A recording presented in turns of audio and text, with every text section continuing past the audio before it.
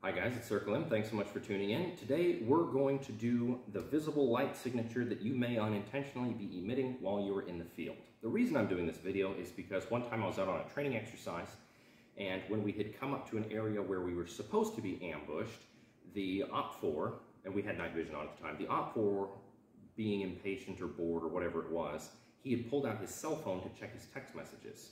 And from where we were, the illumination of the light coming out of his phone, even on the lowest brightness setting, and bouncing off of his face back in our direction, was enough for us to be able to see and detect that ambush, and ultimately as a result it failed because we knew where they were. So what we're going to be doing is looking at a couple of different devices that may be emitting light at night, and we're going to see through a high-spec PVS-14 what exactly that light signature may look like. And just for grins along the same lines, I'm going to be running the FLIR Breach, which is the thermal, recording at the same time. I'm going to try to show you both of those, so that way you can get a little bit of the compare and contrast for those of you who may or may not be familiar with that. The things that we're going to look at are going to be the battery charger that I showed you in the sustaining field power video. We're going to look at a red and white lens flashlight. We're going to look at a cigarette lighter. We're going to look at a small tea light candle light. We're going to look at one of the glow-in-the-dark stars that people like to put on their ceiling. We're going to look at a smartwatch that has the heart rate monitor on the back, which does surprisingly emit a lot of light for how small it is when it's on your wrist. We're going to look at a unshielded PVS-14, so without the eye cup that's on to keep the light from spilling out beside your eye.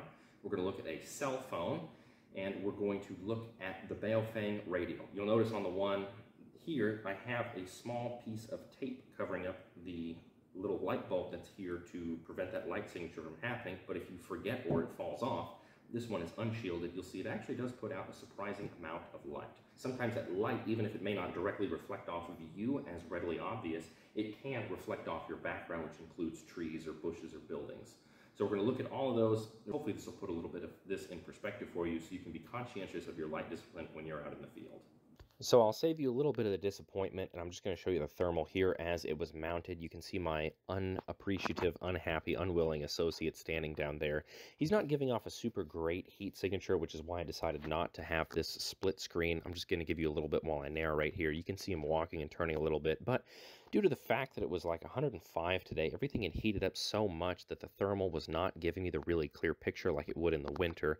And that is kind of one of the downsides of the way the thermal functions, is that when everything is more or less the same temperature of it, it just doesn't give you that great of a signature. So here instead, we're going to switch over to the visible spectrum and get a look at those different items like I mentioned previously. Here up first, we have the battery pack with him facing me with the LED. Then he faces to the left and away.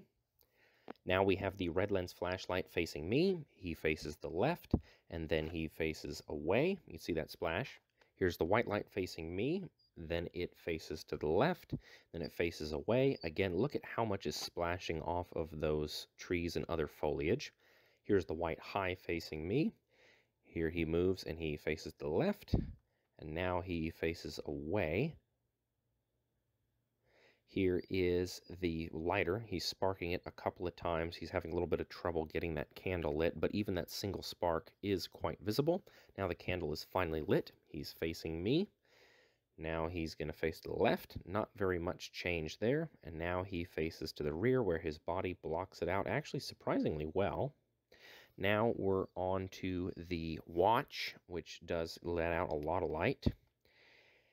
Here we have the night vision device, which I believe is actually a little bit overhyped in my opinion. I know everyone talks about how important the eye shield is for nighttime operations, but even when I was using one in the Army, I never really noticed that much of a splash around the side, even with it turned up as bright as it can possibly go. And here it's not even really visible, even through this high-spec PVS-14. So that concern might be a little overhyped, because you would never run with it as high as it could possibly go. Now we're moving on to the cell phone, which you can see even on the lowest setting is super bright. He slides it, of course, as high as the brightness can go, turns to the left, lowest brightness, slides it again as high as it can go, and then he faces away from me with the lowest brightness, and then he slides it all the way to the highest brightness again. You certainly would never want to use your phone in the field if you could avoid it. Now we move on to the radio, which you can see here is that little LED is pretty bright when we're hitting the transmit. He's facing me.